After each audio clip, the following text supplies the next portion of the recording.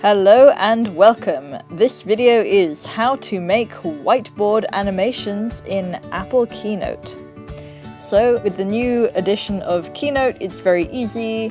All you have to do is go to drawing or start drawing with your Apple Pencil and then do your masterpiece.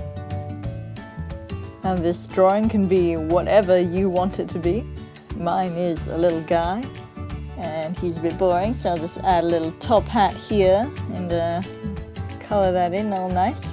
Anyway, it already has a animate feature where it draws in the lines, and so this is called line draw. So you just select that, and then if you want it to go slower, you can go options and then the duration, or you can make it faster or whatever. And then, yep. And then pretty much there you have it. And to record the Keynote presentation, either you can use your Mac, or I used an app called Record It, which is a screen capturing app, and then I edited this on iMovie.